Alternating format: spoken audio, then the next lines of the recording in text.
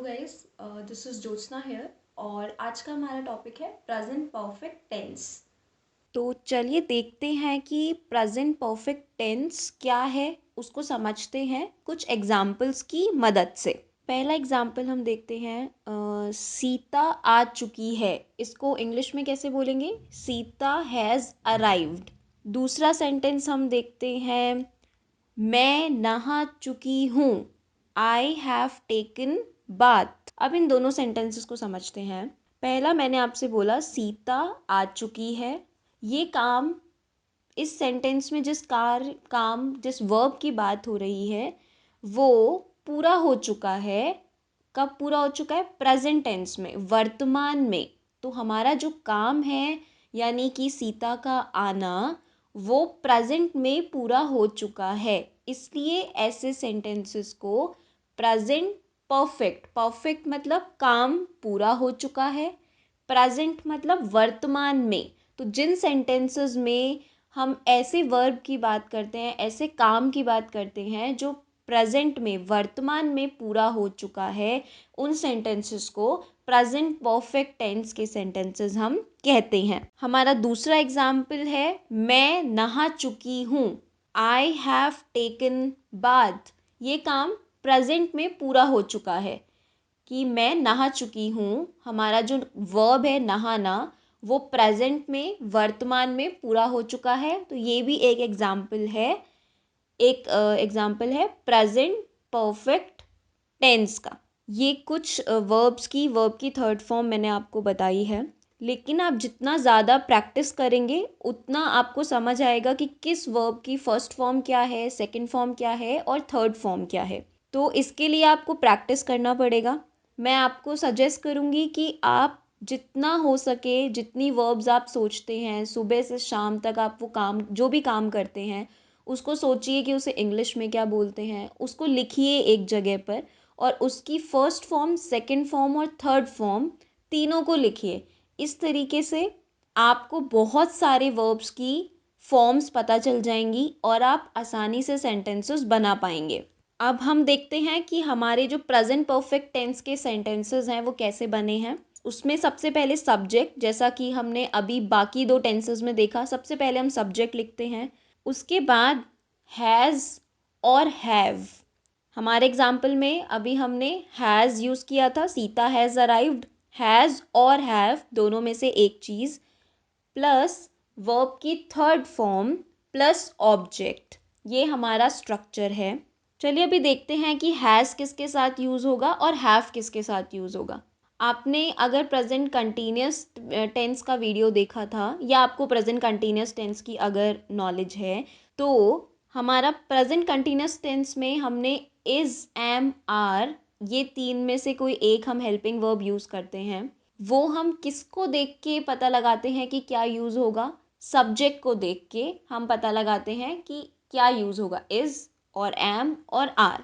तो यहाँ पे हमारा हेल्पिंग वर्ब है हैज़ और हैव। इन दोनों में से कोई एक चीज़ हमारे प्रेजेंट परफेक्ट के सेंटेंसेस में यूज़ होगा और वो किस पे डिपेंड करेगा? सब्जेक्ट पे। तो किसी भी सिंगुलर चीज़ के साथ में, या हम कहते हैं ही यानी कि वो लड़का, शी वो लड़की, इट कोई जानवर या ऐसी चीज़ जिसका कोई जेंडर हमें नहीं पता है, या फिर कोई एक इंसान, किसी भी सिंगुलर चीज़ के साथ हम लगाते हैं हैज़। और किसी भी प्लूरल चीज़ के साथ में, या फिर हम सब, वी, वो सब, दे, या फिर यू, तुम, या आई, मैं, इन सब के साथ में हैव यूज़ होता है। तो सिंगुलर ही, शी, इट के साथ में हैज़, आई, यू, वी, दे और किसी भी प्लूरल चीज़ के साथ में हैव। अब एक बार जल्दी से रिवाइज करते हैं कि हमारे प्रेजेंट परफेक्ट टेंस के जो सेंटेंसेस हैं वो कैसे बने हैं। सब्जेक्ट हैज़ और हैव, वर्ब की थर्ड फॉर्म, ऑब्जेक्ट। हमारा पहला एग्जाम्पल है सीता हैज़ अराइव्ड, सीता आ चुकी है। सीता सब्जेक्ट, सिंगुलर है एक इंसान तो हैज़, वर्ब की थर्ड फॉर्म अराइव्ड। और दूसरा एग्जाम्पल, मैं नहा चुकी हूँ।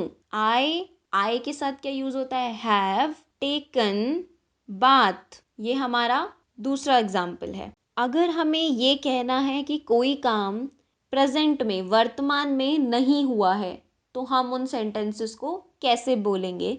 यानी कि प्रेजेंट परफेक्ट टेंस के नेगेटिव सेंटेंसेस, जिसमें हमें बताना है कि काम अभी नहीं हुआ है। उसका एक एग्जाम्पल देखते हैं, जैसे Sita has not arrived, Sita नहीं आ चुकी है। तो इसको आप देख के वैसे रूल समझ गए होंगे कि कैसे बनते हैं negative sentences. Subject plus has और have plus not plus verb की थर्ड फॉर्म प्लस ऑब्जेक्ट। दूसरा एग्जाम्पल, अगर मैं कहती हूँ मैं नहीं नहा चुकी हूँ, I have not taken bath. I subject है, हैज़ और हैव में से इस सेंटेंस में हैव यूज हुआ है। क्यों? क्योंकि आई सब्जेक्ट है, plus not plus taken verb की थर्ड फॉर्म प्लस बाथ नहाना। एग्जाम्पल देखते हैं, has Sita arrived question mark, क्या सीता आ चुकी है? इसका स्ट्रक्चर आपको दिख रहा है, आपको समझ आ गया होगा।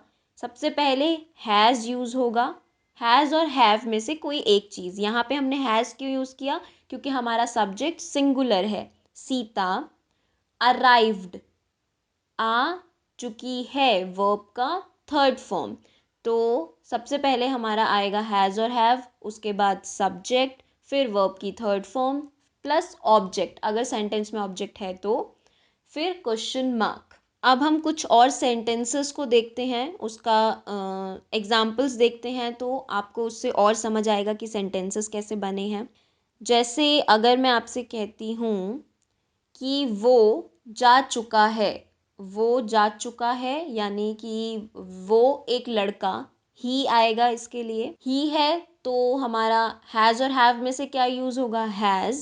जा चुका है यानी गो हमारा वर्ब की फर्स्ट फॉर्म है, हमें इसका थर्ड फॉर्म लिखना है, gone. He has gone.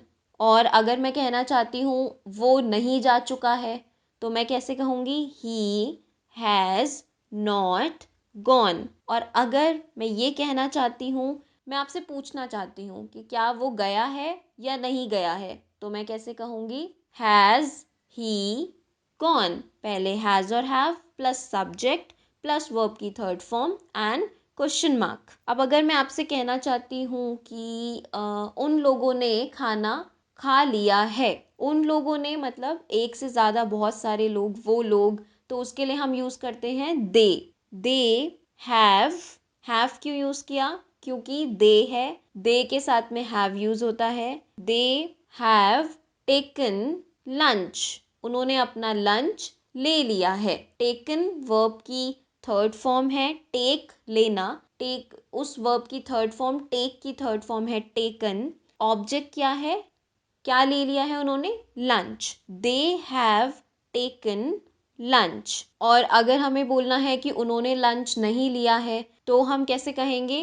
They have not taken lunch. और अगर मैं आपसे पूछना चाहती हूँ कि क्या उन्होंने लंच ले लिया है, तो हम उसे कैसे कहूँगी? Have they taken lunch question mark. Video देखने के लिए थैंक्स। और अगर आपको ये वीडियो अच्छा लगा है तो आप इसे लाइक करिए, इस चैनल को सब्सक्राइब करें, ताकि इस चैनल में जो भी आता है वो आपसे मिस ना हो, आपको उसका नोटिफिकेशन आता रहे।